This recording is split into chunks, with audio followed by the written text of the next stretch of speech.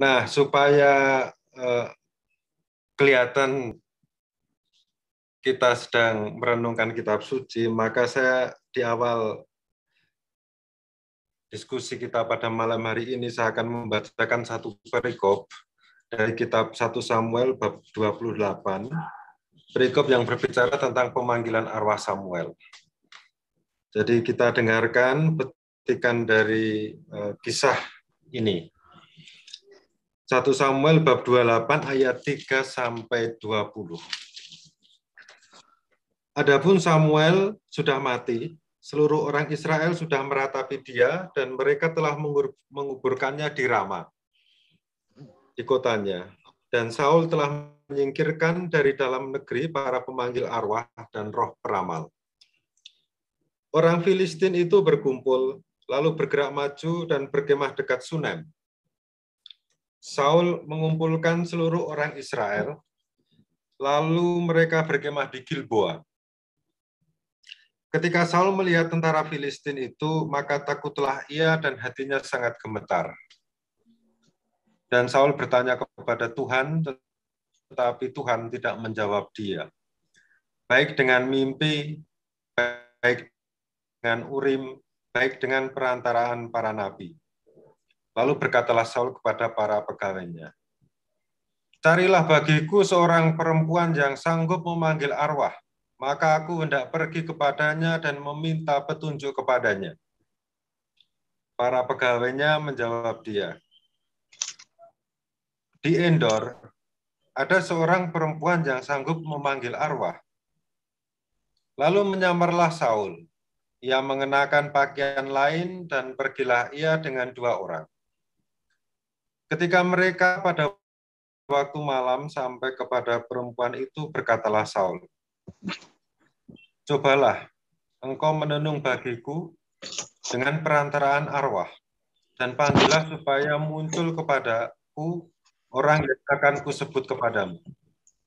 Tetapi perempuan itu menjawabnya, tentu engkau mengetahui apa yang diperbuat Saul, bahwa ia telah melenyapkan dari dalam negeri para pemanggil arwah dan roh peramal. Mengapa engkau memasang jerat terhadap nyawaku untuk membunuh aku? Lalu bersumpahlah Saul kepadanya demi Tuhan, katanya, demi Tuhan yang hidup, tidak akan ada kesalahan tertimpa kepadamu karena perkara ini. Sesudah itu bertanyalah perempuan itu, siapakah yang harus kupanggil supaya muncul kepadamu? Jawabnya, panggillah Samuel, supaya muncul kepadaku. Ketika perempuan itu melihat Samuel, berteriaklah ia dengan suara nyaring. Lalu perempuan itu berkata kepada Saul demikian, mengapa engkau menipu aku? Engkau sendirilah Saul. Maka berbicaralah raja kepadanya, janganlah takut, tetapi apakah yang kau lihat? Perempuan itu menjawab Saul, aku melihat sesuatu yang ilahi muncul dari dalam bumi. Kemudian bertanyalah ia kepada perempuan itu, bagaimana rupanya? Jawabnya, ada seorang tua muncul berselubungkan jubah. Maka taulah Saul bahwa itulah Samuel, lalu berlututlah ia dengan mukanya sampai ke tanah dan sujud menyembah. Sesudah itu berbicaralah Samuel kepada Saul, mengapa engkau mengganggu aku dengan memanggil aku muncul? Kata Saul, aku sangat dalam keadaan terjepit. Orang Filistin berperang melawan aku dan Allah telah undur daripadaku.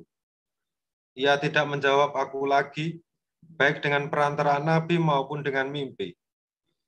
Sebab itu aku memanggil engkau, supaya engkau memberitahukan kepadaku apa yang harus kuperbuat.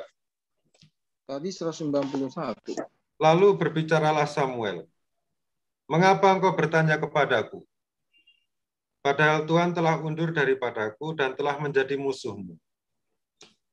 Tuhan telah melakukan kepadamu seperti yang difirmankannya dengan Kita bisa chat sama dia nggak, Ket? yakni Tuhan telah mengoyakkan kerajaan dari tanganmu dan telah memberikannya kepada orang lain, kepada Daud.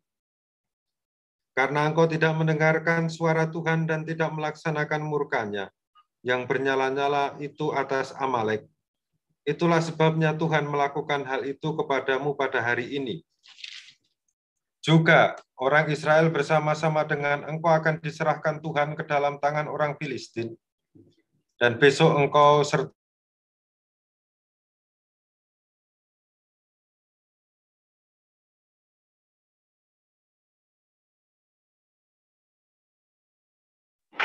Kemute, Mo.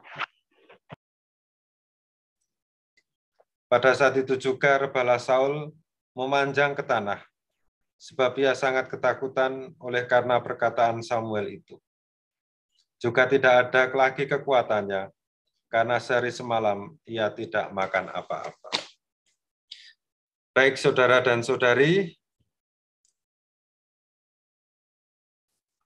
kita sudah mendengar salah satu teks di dalam kitab suci yang berbicara tentang pemanggilan arwah. Dan ini adalah satu-satunya teks kitab suci yang berbicara tentang ritus yang dilakukan oleh orang Kanaan untuk memanggil arwah Samuel, dan permintaan pemanggilan arwah ini diminta oleh Saul karena Saul terdesak untuk mengetahui apa yang akan terjadi di masa depan. Nah, pada waktu itu memang banyak orang ingin mencari apa yang terjadi di masa depan, meramal itu dengan banyak hal. Dan tadi dikatakan bahwa ada yang meminta bantuan para nabi. Saul juga berusaha untuk meminta bantuan mimpi atau bantuan Urim Tumim, itu semacam benda yang ada di dalam imam besar, tetapi sarana-sarana itu tidak membantu Saul untuk menemukan apa yang akan terjadi di masa depan ketika dia berhadapan dengan orang Filistin. Maka salah satu cara yang dipakai oleh Saul, meskipun Saul sendiri itu sudah menolaknya, tetapi karena terdesak, akhirnya dia menggunakan suatu metode atau medium arwah untuk mengetahui apa yang akan terjadi. Dan memang kita mendengar cerita tadi bahwa perempuan itu akhirnya menjadi medium arwah Samuel, karena Saul itu yakin bahwa Samuel itu akan memberitahukan apa yang terjadi dengan dirinya nanti pada saat perang dengan Filistin. Dan kita tahu bahwa Saul akhirnya mati ya, ketika bertempur dengan Filistin. Tetapi di sini ada satu kata yang menarik ya, yang dikatakan oleh Samuel ketika dia dipanggil oleh medium itu. Samuel mengatakan apa? Samuel mengatakan, arwah Samuel ya, mengatakan, mengapa engkau mengganggu aku dengan memanggil aku muncul? Jadi di sini sebetulnya sudah terlihat bahwa pemanggilan arwah itu sebetulnya tidak disukai oleh arwah itu. Karena jelas mengganggu istirahat dia, ya. Mengganggu kehidupan dia di alam lain. Dan memang sudah jelas di dalam teks dikatakan bahwa Samuel itu marah ketika dipanggil keluar gitu. Nah, sebetulnya di dalam kitab suci itu ada beberapa teks rujukan yang mau mengatakan bahwa di dalam masyarakat Israel kuno pemanggilan arwah itu sangat dilarang. Sangat dilarang. Misalnya di Imamat bab 19 ayat 31 itu dikatakan demikian. Janganlah kamu berpaling kepada arwah atau kepada roh-roh peramal. Janganlah kamu mencari mereka dan dengan demikian menjadi najis karena mereka, akulah Tuhan Allahmu. Jadi memang di dalam masyarakat Israel pada zaman dahulu di dalam kitab Imamat memang ditegaskan supaya orang hanya mencari tahu kepada Allah saja. Jadi jangan berpaling kepada yang bukan Tuhan. Termasuk di sini arwah dan roh-roh peramal. Kalau memang Tuhan tidak memberikan jawaban, ya sudah. Memang jawaban Tuhan adalah tidak ada jawabannya itu. Tapi memang ditekankan di dalam kitab suci Perjanjian Lama adalah dosa berat ketika berpaling kepada arwah.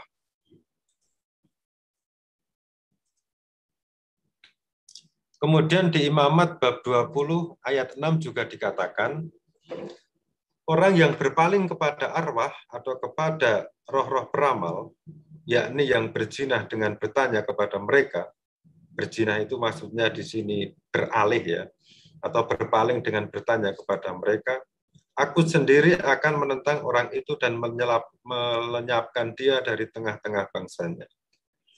Jadi sekali lagi, di dalam kitab Imamat ada larangan supaya orang itu jangan pergi ke arwah.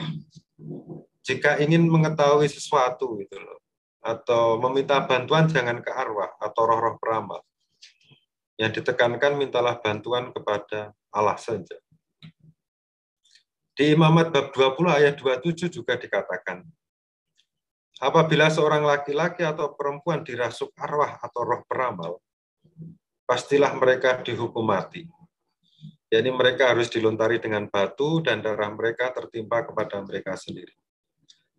Ya tentu saja ini seringkali menjadi perdebatan di antara para ahli kitab suci. Apakah memang dosanya itu harus dibunuh sampai seperti ini ya, dilontari dengan batu dan darah. Tentu saja ini bisa ditafsirkan sebagai suatu bahasa yang begitu keras untuk mereka yang menjadi medium arwah. Jadi laki-laki dan perempuan yang dirasuk arwah ini maksudnya adalah mereka menyediakan diri menjadi medium, menjadi sarana untuk arwah supaya bisa berbicara. Ya ini seperti halnya kalau Anda tahu ya, jalangkung itu ya, itu kan medium untuk memanggil arwah itu ya. Tapi kalau ini bukan benda mati, tetapi orang sendiri yang merelakan diri untuk menjadi medium. Ini dilarang juga di dalam kitab Imamat. Di dalam kitab Ulangan ini dengan jelas juga dikatakan, apabila engkau sudah masuk ke negeri yang diberikan kepadamu oleh Tuhan Allahmu, maka janganlah engkau belajar berperilaku atau berlaku sesuai dengan kekejian yang dilakukan bangsa-bangsa itu. Di antaramu janganlah didapati seorang pun yang mempersembahkan anak laki-lakinya atau anaknya perempuan sebagai korban dalam api, ataupun seorang yang menjadi petenung, peramal, seorang penelaah itu maksudnya ya mencoba mencari atau meramal ya, penelaah di sini maksudnya meramal, seorang penyihir, seorang pemantera. Jadi semua ini adalah orang yang melakukan magic ya, melakukan sihir. Ataupun seorang yang bertanya kepada arwah atau kepada roh peramal, atau yang meminta petunjuk kepada orang-orang mati. Sebab setiap orang yang melakukan hal itu adalah kekejian bagi Tuhan, dan oleh karena kekejian-kekejian inilah Tuhan Allahmu menghalau mereka dari hadapanmu. Nah, menjadi pertanyaan adalah apa itu nekromansi? Nekromansi itu pemanggilan arwah ya, dari kata nekromansia itu ya, nekro itu mati, orang mati. Jika ada istilah nekrologium, jadi catatan orang mati, nekromansi itu pemanggilan arwah. Jadi nekromansi itu adalah praktek yang sebetulnya sudah berkembang dari zaman dahulu ya. Di berbagai kultur, di berbagai agama, tentang praktek untuk berkomunikasi dengan orang yang sudah meninggal. Dan beberapa orang mencoba memanggil arwah orang yang mereka cintai untuk meminta nasihat atau bantuan di saat-saat sulit. Jadi mereka memaksa, jadi nekromansi itu adalah dalam tanda kutip suatu praktek yang memaksa arwah itu ya untuk keluar dari dunianya gitu. Ini kan sebetulnya tidak baik ya. Nah, ada juga definisi nekromansi demikian.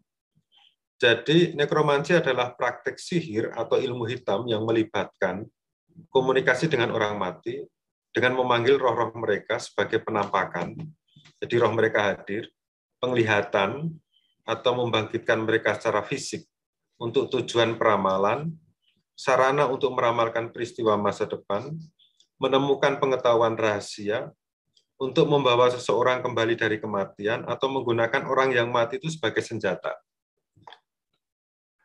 Nah, jadi nekromansi itu pertama-tama memang suatu praktek kuno yang biasanya dilakukan dengan magic ya, dengan mantra-mantra, dengan suatu ya bisa dikatakan mantra itu doa ya. Doa-doa yang mungkin tidak terujuk kepada Tuhan, tapi memang sengaja untuk membangkitkan hal itu, bukan membangkitkan orang mati, tapi memanggil arwah ya dalam bentuk rohnya itu. Dan kita tahu bahwa mantra itu kan kata ya, dan kata itu kalau diyakini bisa berhasil, memang bisa berhasil betul ya. Jadi memang harus hati-hati dengan kata-kata kita sendiri gitu ya. Bahkan ada orang yang mempunyai kekuatan ya, orang yang mengatakan itu bisa terjadi gitu loh. Kalau di dalam kultur Jawa orang menyebutnya sebagai orang lidah api gitu ya. Kalau ilat geni, maksudnya apa yang dikatakan itu terjadi gitu. Nah, sebetulnya juga mantra-mantra yang dipakai oleh mereka yang mempunyai ilmu hitam itu bisa dipakai untuk memaksa arwah itu keluar dari dunianya dan dimintai pertolongan. Dan biasanya orang itu kadang-kadang itu menggunakan atau memanggil arwah itu biasanya punya maksud tertentu ya, punya maksud untuk keinginan diri sendiri, dan itu yang dilarang oleh Tuhan itu seperti itu. Jadi dalam tanda kutip itu ada praktek gitu, mungkin secara rahasia ya, memaksa arwah keluar dan kemudian ditanyai. Dan kita harus tahu ya, bahwa arwah itu mereka sudah berada dalam dunia misteri, dunia ilahi. Atau katakanlah kalau dalam bahasa yang umum adalah dunia gaib ya. Gaib itu artinya misteri ya. Dunia yang berbeda dengan kita. Jadi memang memanggil arwah itu dikatakan suatu tindakan salah. Karena apa? Karena memaksa suatu entitas, suatu roh ya, saya nggak tahu sebutnya roh saja ya, yang sudah tenang, yang sudah istirahat, yang sudah berada di dalam proses penyucian ya, untuk keluar gitu loh. Mungkin arwahnya itu tidak mau, tapi dipaksa untuk keluar. Dan itu yang betul-betul tidak disukai oleh Tuhan. Karena apa? Karena memang yaitu melangkahi Sang Pencipta gitu ya. Itu kan seperti hanya Saul ya. Saul itu kan memaksa perempuan dari Endor itu untuk memanggil arwah. Hanya untuk bertanya, untuk meramal. Meskipun ramalannya itu akhirnya ya Saul akan mati gitu ya. Tapi kan ini mau menunjukkan bahwa tidak benar untuk memanggil orang yang sudah istirahat dalam damai. Nah, itu memang nanti akan berbeda dengan kalau kita berdoa untuk arwah. Ya. Itu berlain. Berdoa untuk arwah kan tidak memaksa arwah keluar. Kita berdoa untuk arwah saudara-saudari kita, leluhur kita yang ada di alam sana gitu ya, entah di proses penyucian atau sudah mau masuk surga. Kita berdoa, tapi kan tidak memaksa mereka untuk keluar gitu. Kita berdoa untuk kedamaian mereka di sana. Berdoa. Tentu saja kita berdoa, tadi kan saya lihat beberapa orang mendoakan jiwa-jiwa di api penyucian, itu kita berdoa itu bukan barter ya, bukan dalam arti saya berdoa supaya Tuhan mempercepat proses penyucian ya. Tentu saja kita tidak bisa memaksa Tuhan, ya, tidak bisa mengatur Tuhan, tetapi kita berdoa di api untuk saudara-saudari kita, leluhur kita yang di api penyucian. Itu pertama-tama supaya mereka itu tidak merasa sendirian dalam proses penyucian itu ya. Jadi merasa ditemani dengan doa-doa kita. Kita sebut namanya saja dalam hati itu kemungkinan besar ya. saudara-saudari kita yang sudah meninggal, itu rasa. Nah, mengenai api penyucian nanti kita bicara lain lagi lah. Lain kesempatan kita kembali ke sini ya. Nah, jadi berkomunikasi dengan orang mati. Di zaman modern ini memang ada beberapa orang yang karena ingin mencapai sesuatu secara cepat, dia menggunakan suatu praktek yang melawan kehendak Tuhan gitu ya. Dan berusaha menghubungi orang mati. Sebetulnya bukan hanya menghubungi orang mati, ada juga praktek-praktek yang berusaha menghubungi makhluk-makhluk ciptaan Tuhan yang tidak terlihat itu ya. Bukannya meminta kepada Tuhan, tetapi memaksa makhluk-makhluk itu untuk melayani keinginan dia gitu. Ya memang bisa ya makhluk-makhluk itu ya melayani kita, tapi ya tetap ada bayarannya ya. Maka hati-hati kalau melakukan perjanjian dengan makhluk-makhluk seperti itu. Sebaiknya jangan. Dan itu dilarang ya. Untuk kita yang beriman kepada Tuhan, suatu larangan ya untuk melakukan perjanjian dengan itu. Oke, nah. Jadi banyak orang menghubungi orang mati dan ada banyak yang juga pergi malam-malam ke kuburan gitu ya. Ada yang berdoa untuk mereka, tapi juga ada yang itu mencoba untuk berkomunikasi dan memaksa orang yang sudah meninggal itu melakukan apa yang dia mau gitu. Nah, jadi biasanya orang yang memanggil arwah itu selalu ada kepentingan pribadi. Nah, juga ini berkaitan dengan ini ya, dengan kebiasaan yang saya lihat juga di media sosial ya. Banyak orang yang memposting foto-foto orang yang sudah meninggal itu. Pada hari peringatan atau pada hari ulang tahun mereka, sebetulnya tidak masalah dengan hal itu ya. Tetapi memang ada yang menjadi persoalan juga ketika mereka mengatakan mereka sedang berdoa kepada orang mati. Berdoa kepada orang mati itu dan meminta nasihat orang mati itu ya dalam tanda kutip itu ya kurang tepat gitu ya. Memang pandangan semacam ini akan kontras ya dengan leluhur-leluhur kita juga ya, dengan kultur-kultur kita yang kadang kita berdoa kepada leluhur ya, ingin berkomunikasi dengan leluhur. Kadang-kadang kita menjadi kontra gitu loh. Di satu pihak ada pendapat kalau berdoa kepada orang yang mati, kalau berdoa nggak mungkin kepada orang mati ya, tapi berkomunikasi kepada orang yang meninggal leluhur kita itu toh. Kemudian di lain pihak ada ini dilarang, di lain pihak juga tradisi kita, kultur kita juga memungkinkan hal itu gitu loh. Lalu bagaimana ini dipecahkan kalau ada persoalan semacam itu? Jawabannya adalah ya mungkin kita dalam hati bisa berkomunikasi, tapi dalam arti komunikasi kita mendoakan. Jangan menuntut mereka datang, gitu aja.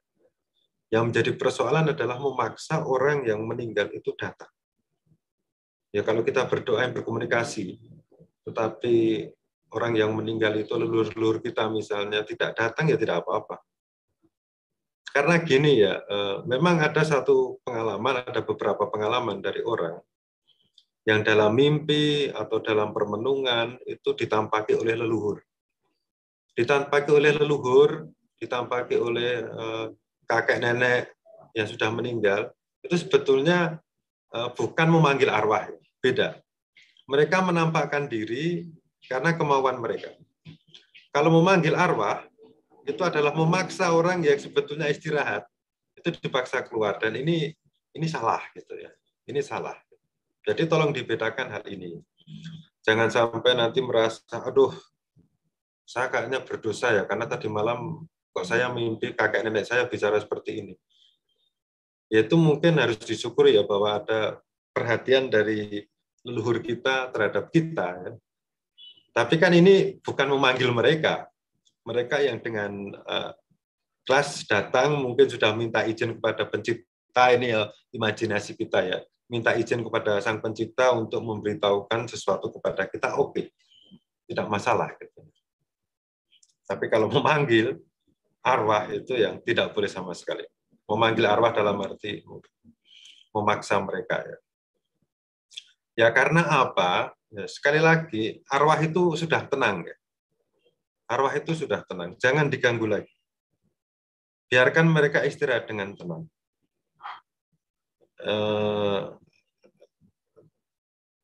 Jadi jangan membuat kebiasaan menceritakan masalah kita dengan cara memanggil. Karena begini ya, kalau memanggil orang yang meninggal, ya kita tidak tahu siapa yang datang ya. Karena apa? Karena memang bisa jadi bahwa yang datang itu adalah makhluk-makhluk yang tak kelihatan, yang jahat. Ya makhluk yang tak kelihatan atau makhluk astral kan ada yang baik, ada yang jahat ya, sama seperti kita. Malaikat itu kan makhluk astral, makhluk gaib yang baik ya, yang melindungi kita. Roh-roh jahat itu yang kebalikannya. Ada makhluk yang jahat, itu yang kadang-kadang menampilkan diri seperti leluhur kita atau orang-orang yang sudah meninggal. Jadi kelihatan mukanya itu, padahal itu roh-roh jahat yang menyerupakan diri. Dan itu amat berbahaya. Amat berbahaya. Sehingga kenapa gereja itu melarang praktek nekromansi itu pertama-tama yang mengganggu orang yang sudah meninggal, yang istirahat. Yang kedua, itu bisa jadi yang masuk atau yang hadir itu bukan arwah, tetapi justru makhluk-makhluk yang jahat yang nanti malah bisa berefek buruk bagi orang yang memanggil itu ya. Maka hati-hati. Dan yang terakhir adalah kenapa gereja melarang, pasti proses untuk pemanggilan arwah itu menggunakan ilmu hitam. Tidak ada dengan berbagai macam kultus, berbagai macam ritus yang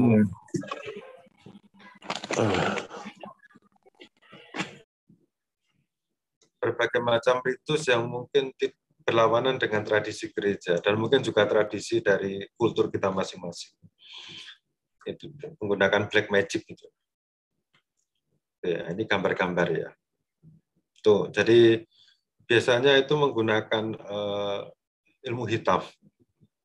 Memang ada yang menggunakan jimat, ada yang menggunakan mantra, ada yang menggunakan lingkaran sihir, simbol, tongkat sihir, dan segala macam itu ya. Bahkan kadang-kadang yang modern ya, tapi praktek ini pasti sangat rahasia ya. Tapi saya yakin ada di dunia ini sampai sekarang. Gitu. Ada mengenakan pakaian almarhum, bahkan ada yang mencoba memakan bagian dari mayat itu untuk memanggil mereka dari dunia lain. Pokoknya ada suatu ritus yang aneh-aneh untuk memanggil arwah ini.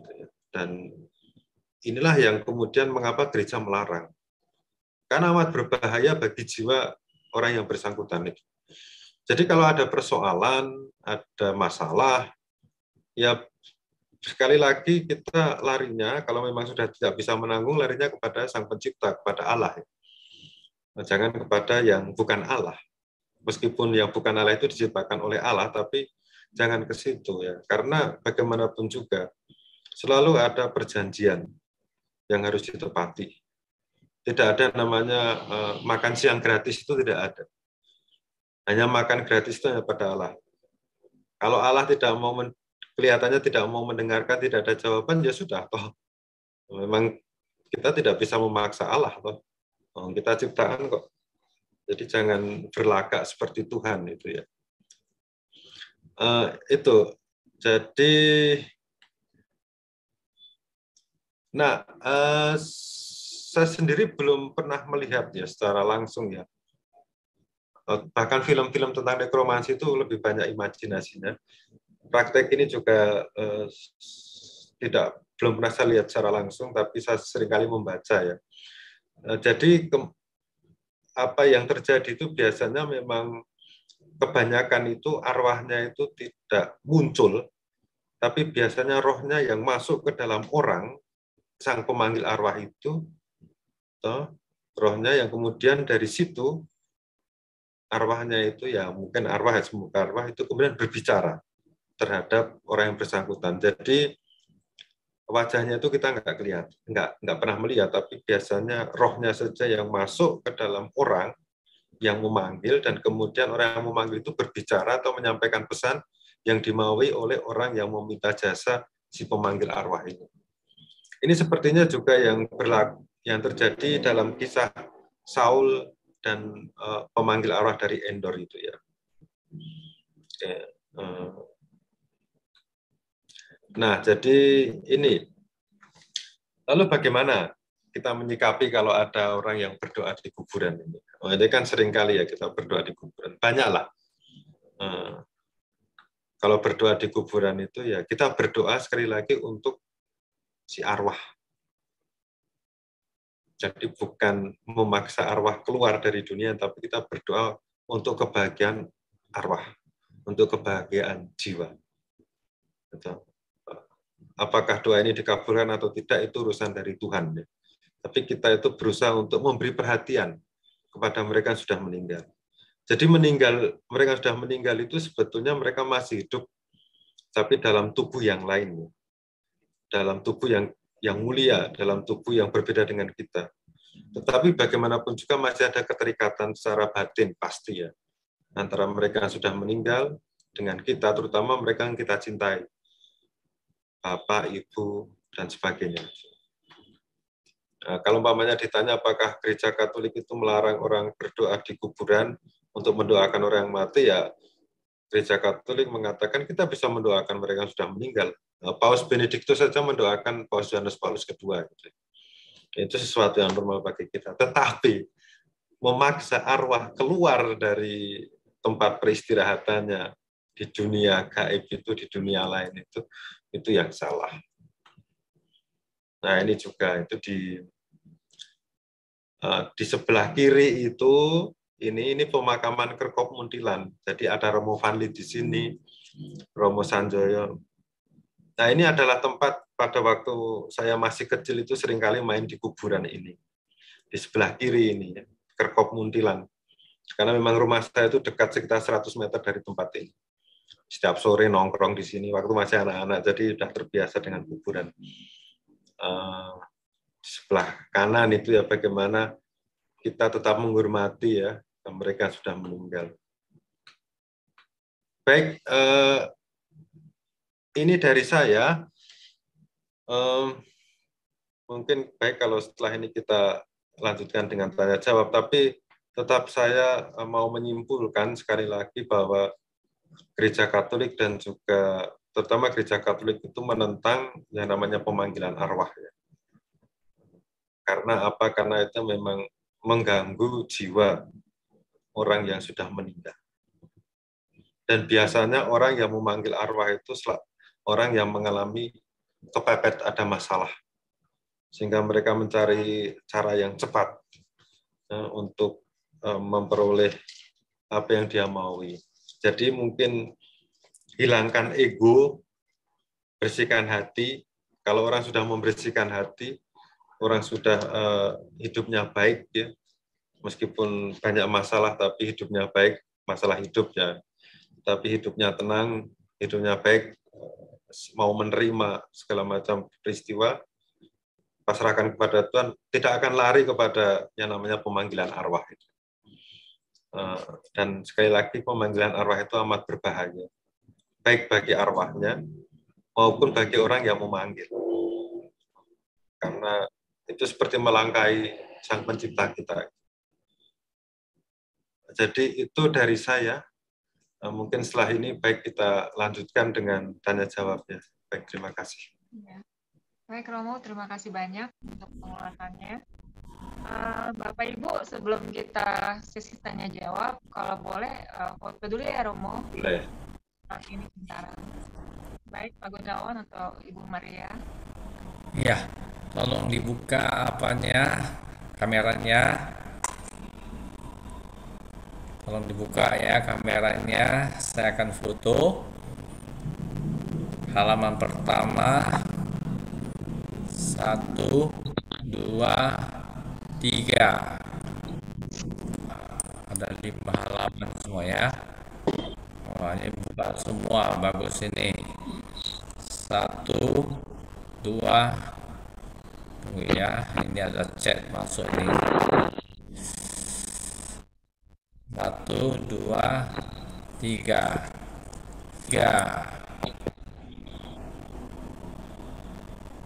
Nah, tolong dibuka yang belum dibuka. Bu Maria, nah Diana, tolong dibuka.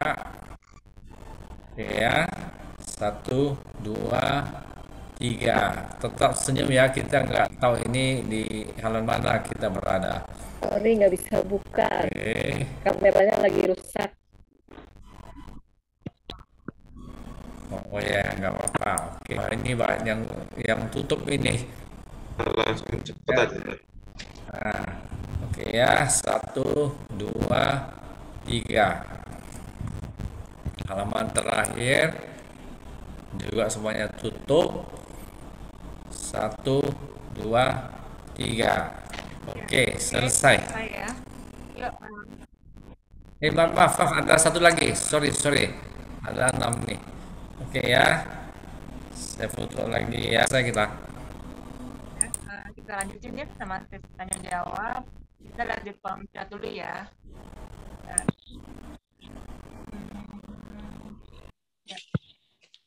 Romo, ini ada pertanyaan dari Ibu Juli.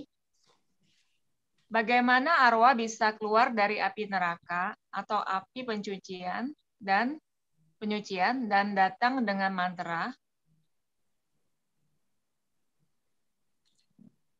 Ya, begini ya. Kalau arwah keluar dari neraka itu,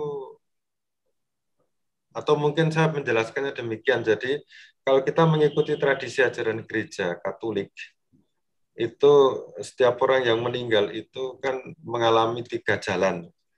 Kalau yang betul-betul baik itu langsung ke surga. Kemudian kalau orang yang masih mencintai Tuhan tapi masih memiliki salah, itu biasanya mereka memasuki yang namanya penyucian. Kemudian yang betul-betul menolak Tuhan itu memang masuk di api neraka gitu ya. Jadi sebetulnya yang pertama saya harus menjelaskan mereka yang memasuki neraka itu, mereka itu bukan dilemparkan oleh Tuhan ke dalam neraka. Jadi Tuhan tidak pernah melemparkan manusia ke dalam neraka atau jiwa ke dalam neraka itu.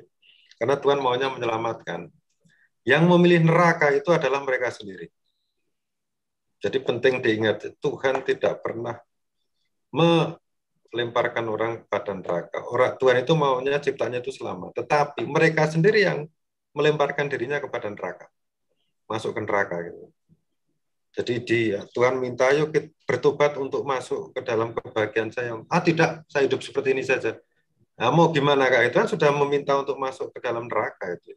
Hidup semacam itu. Yang sudah mungkin dimulai di dunia inilah. Jadi apa yang terjadi di masa depan setelah kita mati itu sebetulnya sudah ditentukan pada waktu kita hidup yang singkat ini. Kemudian mereka yang masuk ke api penyucian, keluar dari api penyucian, ya pasti akan keluar dari api penyucian. Hanya waktunya kita tidak tahu ya. Orang yang masuk ke api penyucian itu sudah jelas akan ke surga. Itu sudah pasti. Hanya butuh pembersihan saja. Yang itu waktunya kita tidak tahu. Bagaimana keluar dari api penyucian? Ya pasti akan keluar. Bagaimananya tergantung dengan Tuhan. Yang langsung masuk surga itu amat jarang sekali. Yang masuk neraka juga mungkin sedikit. Ya.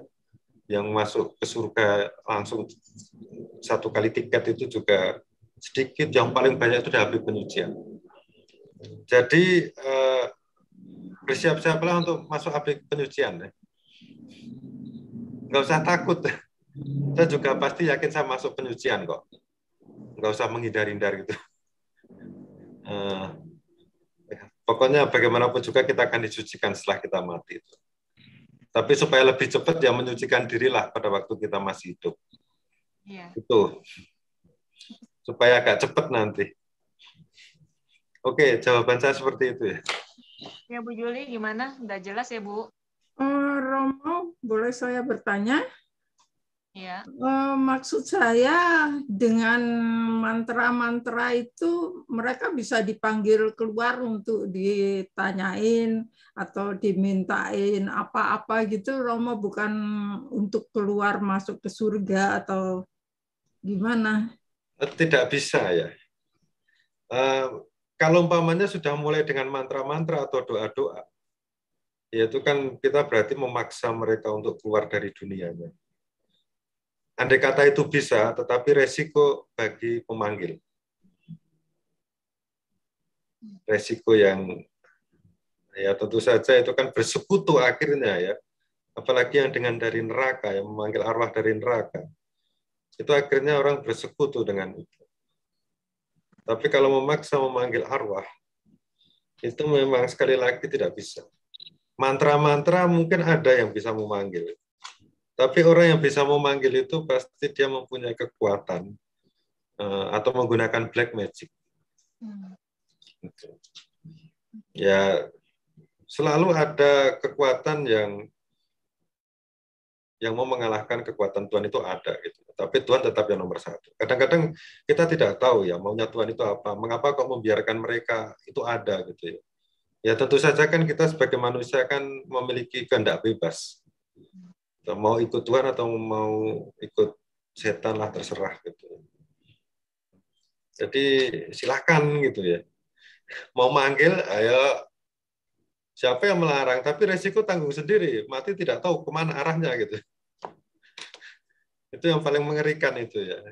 Paling mengerikan itu kalau mulai bersekutu dengan yang bukan Tuhan. Yang paling mengerikan itu adalah waktu mati itu arahnya nggak jelas itu jiwa itu. Kalau selama hidup kita mengarahkan jiwa kepada Tuhan, berdoa dan segala macam, mati arahnya jelas ke Tuhan. Tetapi kalau tidak pernah mengarahkan diri kepada Sang Pencipta, malah mengarahkan diri kepada makhluk-makhluk seperti itu, atau makhluk yang jahat, makhluk gaib yang jahat, yang menyerupakan diri dengan arwah gitu, ya kita akan hidup di dunianya mereka gitu. Itu amat mengerikan juga. Jiwa kita tidak selamat.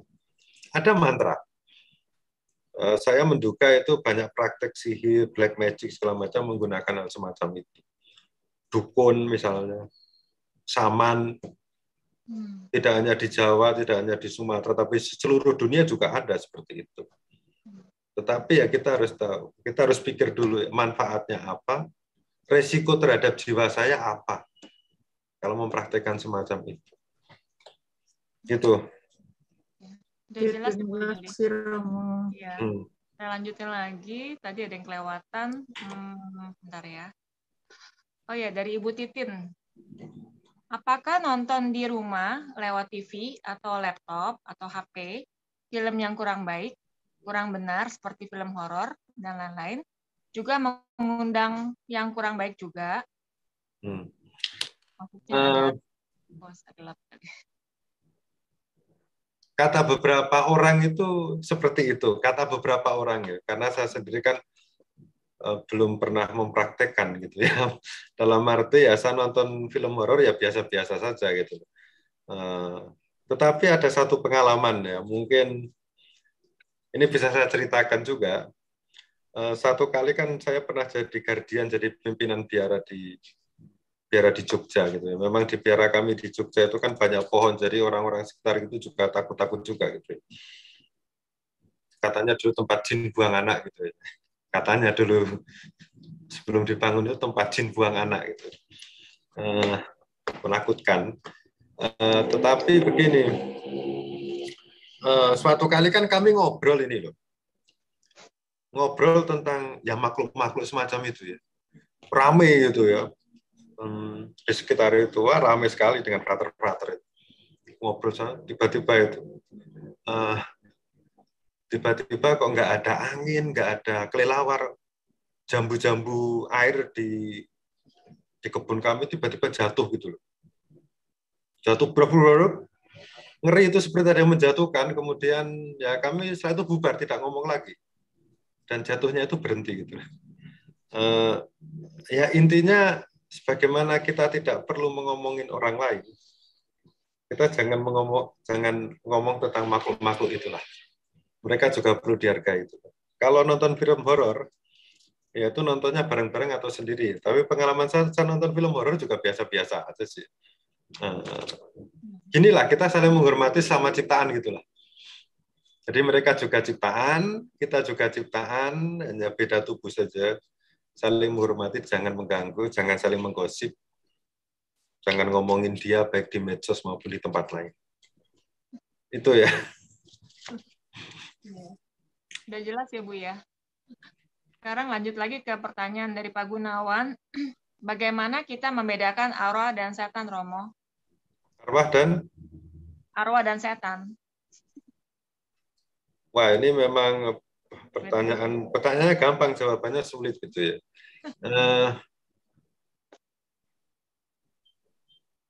Bahkan begini ya, dalam berbagai kultur ya, entah Kristiani, entah Islam, entah Konghucu, entah macam-macam hal gitu ya, selalu ada namanya roh gitu ya. Jadi ada makhluk yang bentuknya roh nggak kelihatan gitu ya. Dan itu ada yang baik, ada yang jahat, ada yang netral. Yang kadang-kadang yang jahat itu dipergunakan oleh manusia juga, dimanipulasi, dieksploitasi juga ada gitu. Itu manusia juga. Yang kadang-kadang membuat makhluk yang sebetulnya tidak ada urusan dengan kita menjadi ada urusan dengan kita. Nah, kalau umpamanya membedakan arwah dan setan itu saya persisnya juga tidak bisa menjawab, tapi biasanya sekali lagi ya, arwah itu kalau tidak dipaksa keluar itu tidak akan keluar. Jadi kalau arwah itu menampakkan diri itu amat jarang sekali. Amat jarang sekali. Thomas Aquinas mengatakan bahwa orang-orang yang menampakkan diri atau arwah di api penyucian yang menampakkan diri itu biasanya menampakkan atas izin dari Allah sendiri. Dari api neraka itu jarang menampakkan diri. Nah, kalau setan itu biasanya yang sering menampakkan diri itu ya biasanya mengganggu kita. Tapi justru yang paling berbahaya setan yang tidak serem itu. Makhluk yang mengganggu kita untuk berbuat jahat itu yang lebih parah itu. Kalau yang hanya menampakkan diri segala macam ya udahlah diterima saja. Nah, setan yang paling berbahaya itu adalah setan yang tidak kelihatan, yang selalu menggoda kita untuk berbuat dosa. Nah, itu yang bahkan orang kudus pun selalu digoda gitu. Tapi ya justru itu saya tidak tahu ya untuk membedakan arwah dan setan. Secara fisik memang nggak kelihatan tuh keduanya, tetapi intensinya kita lihat. Arwah itu, apalagi leluhur kita, andai kata dia menampakkan diri itu tidak akan berbuat jahat kepada kita. Biasanya akan memberi kedamaian. Kadang-kadang kan ada orang yang orang yang sedih sekali gitu ya, depresi atau apa gitu, lalu kakek neneknya itu merasa sedih gitu ya. Ini cerita orang ya, tidak ada dalam kitab suci. Kemudian datang dalam mimpi dan meneguhkan, kamu nggak usah sedih, kamu tenang saja, kami juga yang di atas mendoakan kamu kepada Tuhan. Ada memang yang lahir, maksudnya mendatangi dalam bentuk mimpi, tapi dalam bentuk dalam keadaan kita tidak sadar ya, tapi sadar antara sadar dan tidak sadar dalam mimpi biasanya. Tetapi kalau arwah menampakkan diri secara pas kita duduk atau kita nonton film itu biasanya jarang. Kalau setan itu kita sebut roh jahat saja ya. Itu yang ya kadang-kadang muncul, kadang-kadang tidak. Itu ya jawaban saya. Semoga bisa memuaskan lah. Apakah roh jahat itu juga bisa ini Mo, masuk ke dalam orang juga ya Mo, jadinya? Ya, bisa kalau orangnya itu energinya negatif ya. Dalam arti begini nih. Jadi biasanya itu kan orang maksudnya makhluk jahat itu ya, roh jahat itu yang berenergi negatif, itu biasanya itu mudah menempel mereka yang berenergi negatif juga. Jadi misalnya orang itu mengalami kesedihan, mengalami depresi yang begitu mendalam, atau mungkin pikirannya jahat, atau pikirannya jahat, itu biasanya kan energinya itu menjadi turun ya, dan menjadi sejajar dengan makhluk-makhluk semacam itu. Itu yang membuat orang kerasukan. Maka dari itu memang perlu untuk menjaga energi kita itu selalu positif.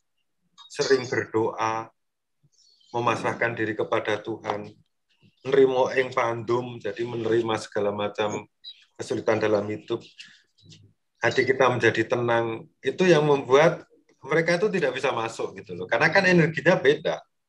Energi kita sedikit lebih tinggi daripada mereka gitu. Yang datang adalah makhluk-makhluk gaib yang berenergi positif seperti malaikat gitu, kemudian penjaga rohani gitu ya. Itu jawabannya. Lalu pertanyaan selanjutnya. Rama boleh tanya, Rama. Sorry, boleh. Oh ya. Boleh. Silakan Pak. Boleh tanya Bu, sayang. Iya, silakan. Rama, menurut Origenes, apokatastasis itu katanya neraka itu bakalnya kosong karena Yesus nanti pada akhir zaman mampir ke sana dan bertanya apa mau bertobat dan masuk surga atau enggak. Itu paham dari Origenes, apokatastasis. Gimana Romo? Ya memang dulu Origenes itu kan berpandangan ya. Perpandangan dia, pemikiran dia ya. Saya tidak tahu apakah Origenes itu pernah mengalami. Ini persoalannya ya. Banyak dari ajaran gereja kita itu kan semacam dugaan. Tapi apakah mereka sudah mengalami peristiwa itu atau belum? Jadi ini adalah pemikiran dari Origenes. Bahwa nanti seluruh neraka itu akan, termasuk setan-setan itu pada saatnya nanti akan diangkat semua ya. Diangkat semua, hidup di surga, jadi neraka kosong.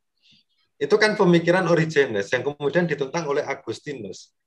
Kalau caranya begitu, Agustinus ngomong, kalau pemikiran Origenes semacam itu, ya itu tidak adil lah, gitu loh. Kemudian untuk apa kita berbuat baik, gitu loh. Apa bedanya orang berbuat baik dengan orang berbuat jahat, karena pada akhirnya sama, gitu. Itu yang ditentang oleh Agustinus. Tetap saja ada yang namanya keadilan Allah lah. Jadi tetap aja namanya orang yang tidak mau datang dengan Tuhan, ya sudah selamanya tidak akan datang kepada Tuhan gitu. Itu yang memutuskan dia sendiri. Saya sendiri sih tidak terlalu setuju dengan pandangan Origenes. Tapi pandangan Origenes itu hanya satu pandangan dari banyak pandangan. Sementara ini kan hanya pemikiran, bukan suatu pengalaman. Bukan suatu pengalaman. Apakah nanti Yesus itu akan menebus semuanya di akhir zaman? Ya walau alam bisa, banyak alas saja yang tahu gitu ya. Hanya Sang Pencipta saja yang tahu. Saya sih secara pribadi memang tidak terlalu mau berpikiran yang spekulatif semacam itu. Itu kan semacam dugaan saja. Nah, kalau umpamanya mau berpikir semacam itu ya silahkan ya, punya hak masing-masing. Kalau saya pribadi ya oke lah, bahwa dulu ada pemikiran semacam itu. 2000 tahun yang lalu loh pemikiran semacam itu. Apakah masih dipakai atau tidak ya silahkan masing-masing punya hak untuk memakai atau tidak. Tapi untuk pribadi saya sih, saya sendiri tidak terlalu setuju ya pemikiran Origenes. Ya, makasih Romo. Betul juga Romo, kata Romo. Iya. Saya lanjutin lagi ya, masih banyak. Dari Bapak Eko, bagaimana dengan orang beriman? Apakah bisa dipanggil juga? Sampai sekarang sih saya belum menemukan suatu kisah semacam itu ya, orang beriman gitu. Memang saya belum masuk ke dunia semacam itu, memang agak berisiko. Jadi detektif seperti itu kan juga berbahaya juga. Tetapi kalau kita melihat, ya, kalau ada film-film semacam itu, tentu saja film-film itu berdasarkan satu pengalaman yang nyata juga, meskipun film itu dimodifikasi, film pemanggilan arwah dan segala macam. Ya mungkin saja ya, saya tidak bisa memastikan, mungkin saja ada pemanggilan arwah orang beriman, tetapi ya resiko dari orang yang memanggil itu ya. Ini mungkin loh, saya belum pernah mendapatkan datanya. Saya mengatakan ini mungkin. Tetapi amat sangat jarang. Kita harus berani ya. Kita harus berani bertanya, untuk apa memanggil arwah orang beriman itu? Kan pertanyaannya kan, kalau orang bertanya apakah ada semacam itu, memanggil orang beriman, saya hanya akan mengatakan bertanya balik maksudnya, untuk apa memanggil orang beriman? Untuk apa memanggil orang yang sudah berada dalam proses? Kadang-kadang kita juga harus berani melepaskan orang yang sudah meninggal untuk hidup di dalam dunianya sendiri. Untuk hidup dalam dunianya sendiri. Kita percaya masih ada hubungan batin gitu, tapi udahlah lepas saja lah. Sehingga kan umpamanya kalau orang meninggal itu ya, saya itu justru suka dengan mungkin tradisi Muslim dan juga tradisi Yahudi ya. Dan kalau mereka itu mati tinggal dikasih kafan saja tuh. Dikasih kafan itu loh, mungkin dipocong atau apa, dikasih kafan, udah masukkan itu.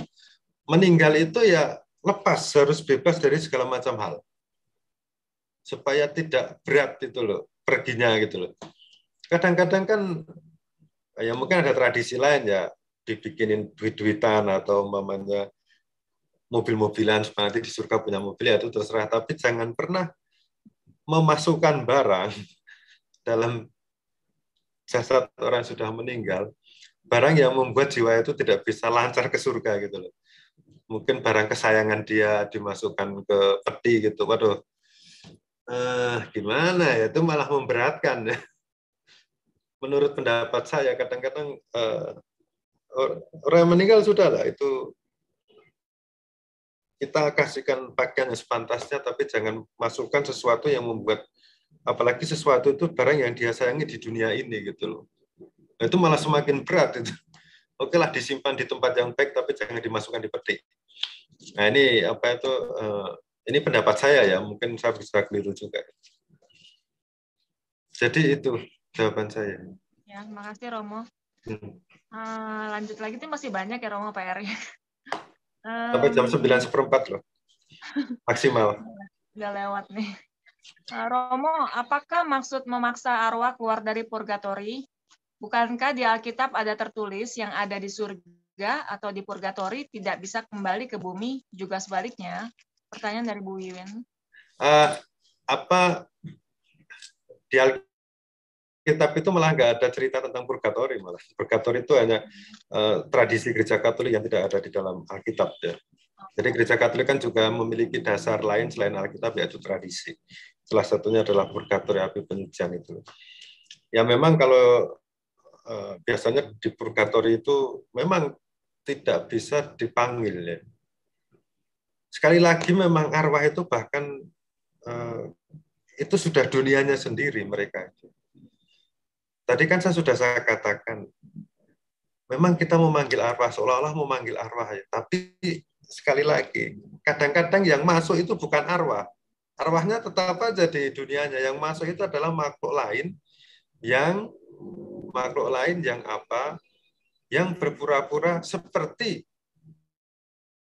arwah yang kita minta untuk dipanggil. Nah, kalau yang dalam kasus Samuel itu kan memang pada waktu itu masih ada kepercayaan ya, bahwa Samuel masih ada di alam maut gitu ya. Jadi masih bisa dipanggil gitu. Itu kan kepercayaan Yahudi kuno gitu loh. Kalau yang sudah meninggal puluhan tahun ya nggak mungkin dipanggil lagi lah. Bahkan yang sudah meninggal 1000 hari gitu ya sudah di dunia yang antah berantah gitu, bukan antah berantah, di dunia ilahi gitu. Tapi yang masih 40 hari, 7 hari ya mungkin ya masih di sekitar kita lah. Ya, Oke. Gitu. Makasih Roma. Saya lanjutin lagi. Apakah ada arwah gentayangan Romo? Pertanyaan ini aja. Mungkin roh-roh jahat ya, Mo? Ya, jadi memang ada beberapa pastor yang mengajarkan, menurut tradisi gereja tidak ada arwah gentayangan gitu ya. Ada pastor yang mengatakan semacam itu. Hanya persoalannya kan, kadang-kadang di dalam kehidupan sehari-hari kita juga pernah ketemu ya. Arwah dalam arti arwah itu kan istilah gentayangan itu apa? Jadi arwahnya itu belum sepenuhnya masuk ke dalam dunia ilahi ya. Kan kalau dalam tradisi Jawa itu kan ada 7 hari, 40 hari, 100 hari. Ya mungkin nanti kita akan mengalami sendiri saja lah jawabannya seperti apa gitu. Kita tidak tahu ya persisnya, tapi ada yang mengatakan tidak ada arwah gentayangan, ada yang mengatakan masih ada arwah gentayangan. Tapi kita ambil jalan tengah saja ya. Mungkin masih ada ya, arwah yang mungkin belum siap untuk pergi ke yang atas. Karena apa? Karena masih ada sesuatu yang mengikat dia di dunia ini. Bukan hanya barang, tetapi juga kebencian, kemarahan. Ya, kadang-kadang orang tidak bisa terima bahwa dia mati, itu juga bisa membuat gentayangan. Makanya kita perlu berdoa mendoakan arwah itu supaya kau cepat-cepat pergilah gitu loh. Dari dunia ini bukan tempatmu lagi. Maka dari itu sebelum meninggal itu tolong segala macam kebencian, kemarahan, dendam itu dihapuskan. Kalau tidak kita tidak bisa lancar meninggalnya. Walau-walam bisa wabahnya Tuhan yang tahu. Iya, terima kasih Mo. Ini lanjut lagi ya. Di satu sisi katanya begitu orang meninggal langsung terputus di dunia. Kenapa bisa dipanggil? Ya sekali lagi kan ini memang suatu misteri ya. Jadi kita tidak tahu sepenuhnya ya. Kita tidak tahu sepenuhnya. Bahkan saya sendiri juga mungkin dalam hal ini hanya tahu sekitar 30% karena saya tidak mempraktekkan. Saya hanya membaca dan juga berangkat dari apa yang terjadi pada orang. Saya nggak berani ya dalam hari ini. Saya hanya belajar dari data yang saya baca, dari informasi yang saya baca. Apa katanya terpisah? Kenapa bisa dipanggil gitu ya? Ya sekali lagi kan kembali lagi kepada pertanyaan apa yang saya katakan tadi ya. Mungkin yang terpanggil itu bukan arwahnya, mungkin makhluk lain yang menyerupai arwah itu gitu loh. Yang pura-pura gitu ya. Kadang-kadang kan ada yang usil juga gitu loh. Roh-roh ya, makhluk-makhluk gaib yang tidak kelihatan itu. Tetap bagaimanapun juga kalau arwah itu arwah yang baik, dia akan langsung kepada Tuhan. Bahkan kalau dipanggil pun nggak akan datang. Tapi ya kita harus menyadari juga ada momen tertentu bahwa jiwa dari leluhur kita itu mungkin akan datang dalam mimpi kita, itu pun hanya 1 detik, 2 detik saja untuk memberi peneguhan kepada kita keturunannya titik gitu. Setelah itu balik lagi, itu pun atas izin Sang Pencipta gitu. Tapi dipaksa panggil tetap menurut saya kok ya susah. Ini hanya cerita Saul saja. Ya. Oke. Ya, oke Romo. Ada lagi nih, teman saya dokter perempuan usia 40 tahun dan 1 anak. Kadang saat lagi duduk di rumahnya, didatangi arwah almarhum kakak sulungnya atau ayahnya dan berbicara dengan gaya bicara kakak atau ayahnya, memberi nasihat atau melarang melakukan sesuatu, meminta berdoa, rosario, dan misa terus. Apakah ini benar dari Allah atau setan yang menyamar? Meskipun yang dibicarakan saat kerasukan tidak bertentangan dengan Injil dan ajaran Gereja Katolik. Pertanyaan dari Bu Maria. Jadi itu sudah meninggal kapan? Pertanyaan balik ya. Ibu Maria. Halo, ya Romo. Nah, sudah sekitar 3 tahunan seperti itu.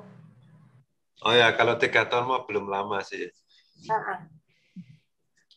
Ya mungkin kita harus lihat ya. Biasanya ada kadang-kadang kita harus melampaui apa yang diajarkan gereja juga gitu. Kadang-kadang ada yang ngotot bahwa itu bukan arwah gitu ya. Ada yang ngotot semacam itu. Tetapi kalau kita melihat apa yang dia minta ya, ini kan kita tidak memaksa dia datang gitu loh. Dia datang sendiri gitu loh, kan lain. Betul. Ya, dia datang sendiri. Kalau minta doa ya doakan saja gitu loh. Kalau minta doa supaya doakan, mungkin dia belum tenang gitu ya dalam perjalanan menuju ke surga itu belum tenang gitu. Jadi doakan saja. Ini lain loh. Ini bukan kita minta dia datang loh. Ini mereka datang sendiri. Iya benar.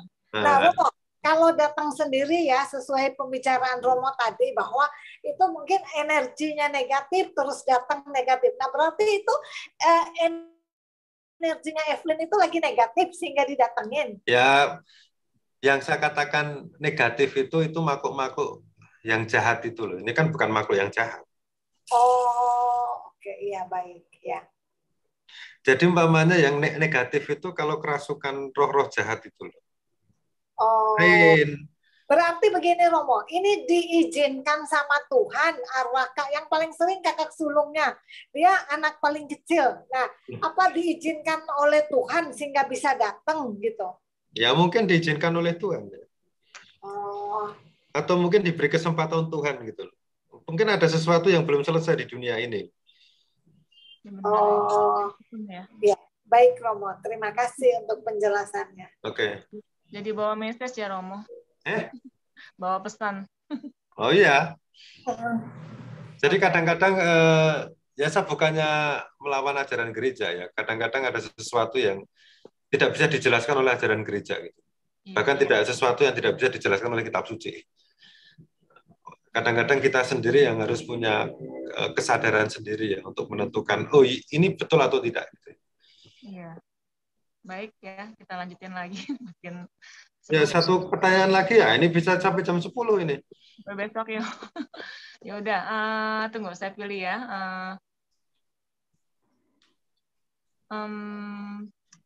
Romo, memangnya roh yang sudah meninggal masih bisa datang? Oh yang tadi ya, mirip-mirip ya. Mirip-mirip, mirip-mirip jangan lewatin dulu. Apakah arwah punya kekuasaan untuk ini juga umum ya, mempunyai kekuasaan untuk mengabulkan permintaan? Arwah tidak, tapi makhluk-makhluk gaib bisa. Oh. Seperti orang mencari pesugihan segala macam yang masih ada sampai sekarang itu kan, ini kan melakukan kontrak dengan makhluk-makhluk gaib itu ya. Oh. Bisa mengabulkan, tetapi ya saya beritahu resikonya tanggung sendiri. Mati tidak tenang dan mungkin tidak akan sampai kepada Sang Pencipta. Menjadi hamba makhluk itu mungkin bisa. Boleh nih mau tambahin lagi. Ya. Kita mendoakan orang yang sudah meninggal itu supaya bisa membawa arwah itu yang meninggal bisa masuk ke surga. Tapi kalau memanggil arwah dan berbicara dengan arwah, mengerikan.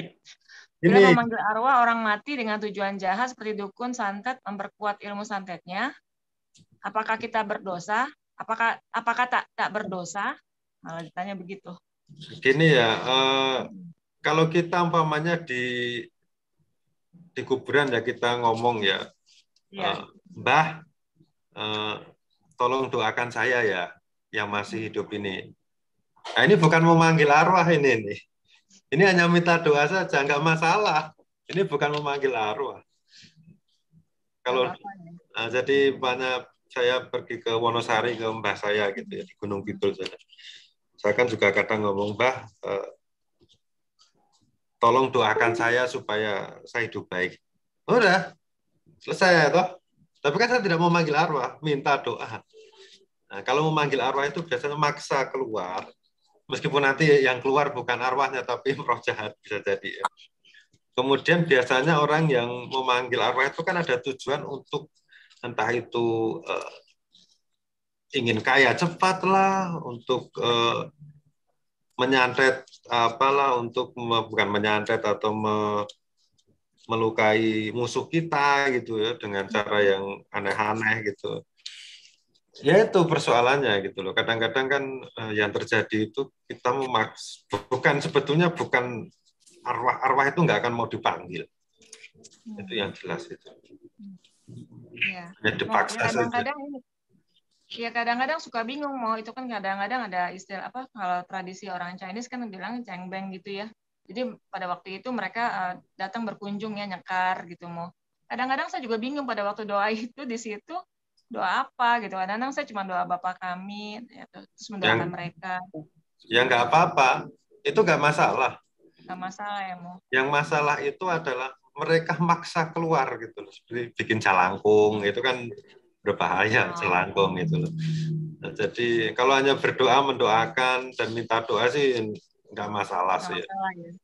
Saya juga Ya, yang masalah juga tuh, ya kadang-kadang ada juga orang kan misalnya meninggal mendadak tuh. Nah, kadang-kadang orang suka manggil orang lain untuk melihat ada yang belum selesai masalahnya, jadi minta tolong gitu, jadi medium gitu mau. Nah, itu nggak boleh ya mau. Ya, jangan kayak Vanessa Angel gitu kan. Orang cari arwahnya, jangan gitu ya. Tapi intinya begini, intinya seperti kisah Samuel dan Saul dan memanggil arwah, jangan menyalahgunakan arwah untuk kepentingan pribadi itu. Jadi jangan menyalahgunakan arwah, jangan menggunakan arwah untuk kepentingan pribadi. Itu kan berarti memanipulasi arwah, itu kan tidak bagus. Arwah itu sesuatu yang sakral gitu ya. Yang suci gitu. Itu yang dosanya itu di situ. Menyalahgunakan orang saja, mengeksploitasi orang demi kepentingan pribadi itu sudah tidak betul. Apalagi ini orang dari dunia lain, bukan orang ini. Sesuatu dari dunia lain. Tidak bisa. Tidak bisa. Makanya. Romo, saya mau ini tanya boleh ya? Gini Romo, tadi saya dengar Romo kan mengatakan bahwa orang yang suka kerasukan itu berarti energinya negatif dia. Yang bersangkutan yang sering kemasukan ini yang energinya negatif. Jadi kemasukanlah oleh energi yang negatif. Nah, tetapi ada satu film yang kisah nyata tentang Emily Rose, Pastor.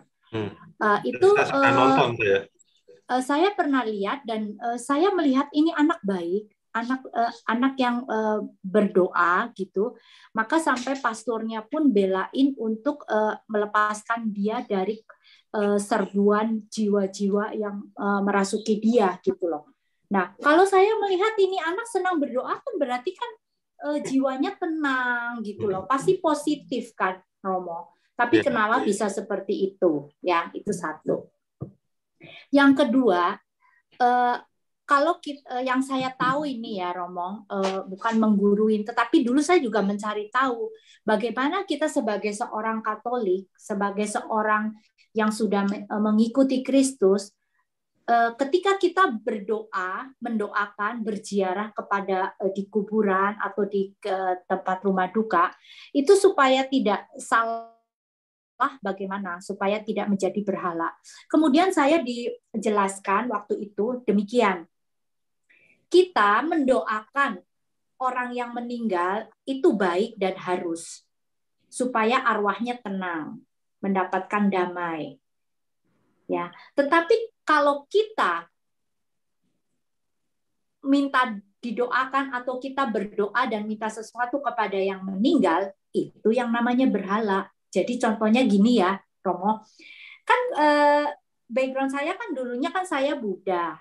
Ya sebenarnya bukan Buddha sih, pokoknya ngikut orang tua waktu kami belum masih kecil itu. Jadi kami suka berdoa, diajarinya misalnya Oma, Opa, doain kami ya, datang ya, makan ini persembahan ini, terus dan minta segala sesuatu loh buat kesehatan kita, buat apa gitulah.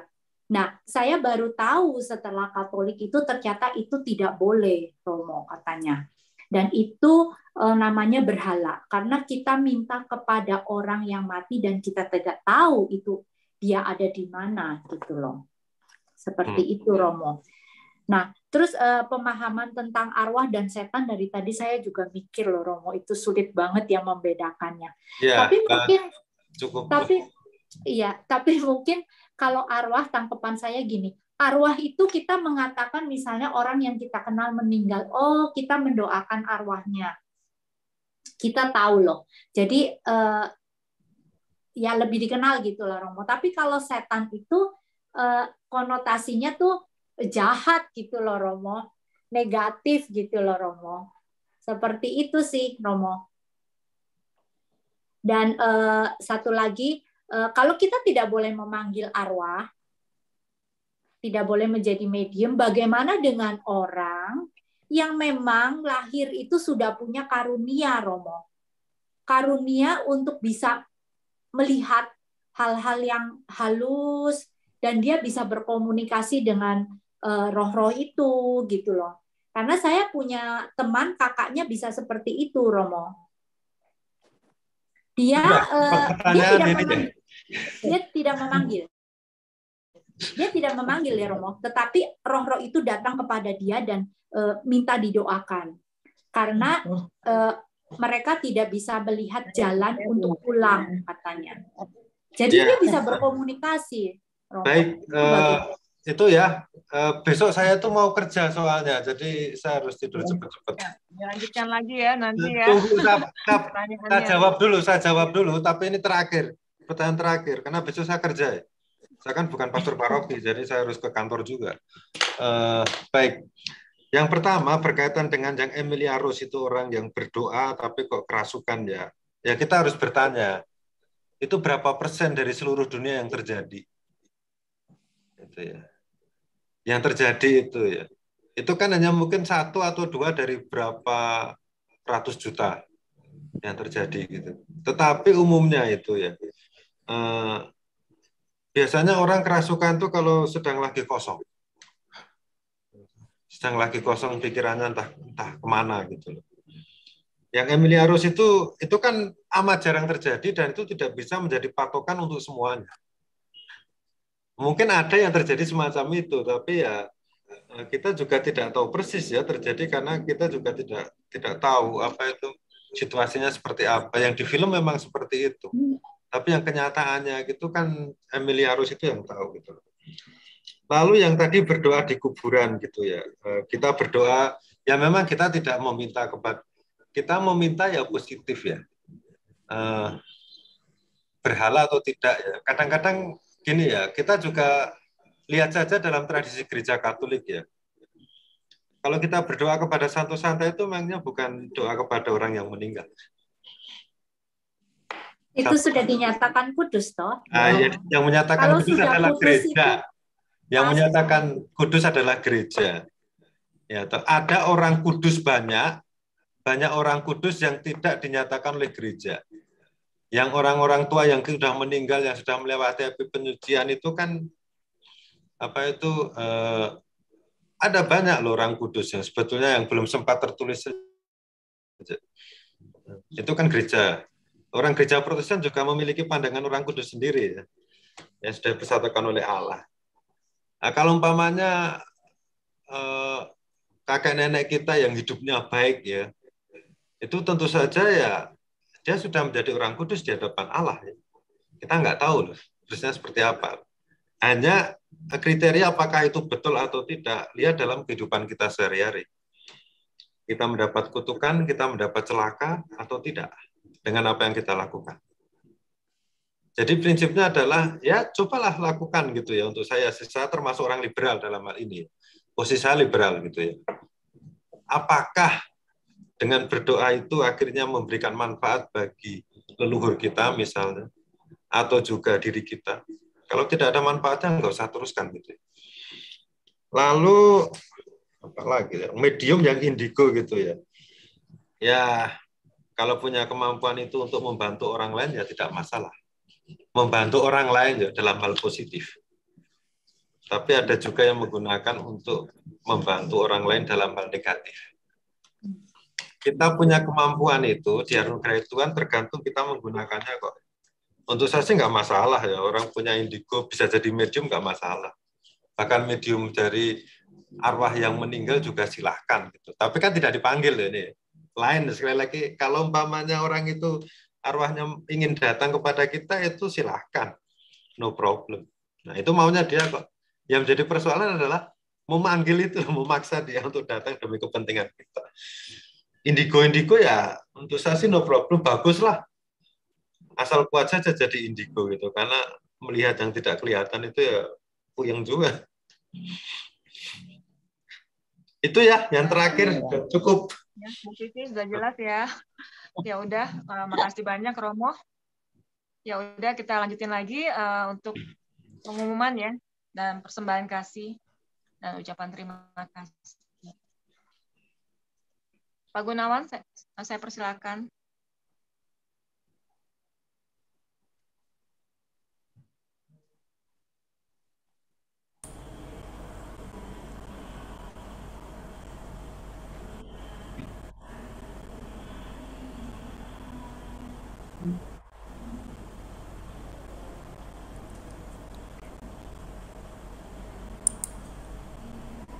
Ya, ini saya mengucapkan banyak terima kasih kepada Romo Albertus Purnomo yang telah membahas dengan detail mengenai soal arwah-arwah ini.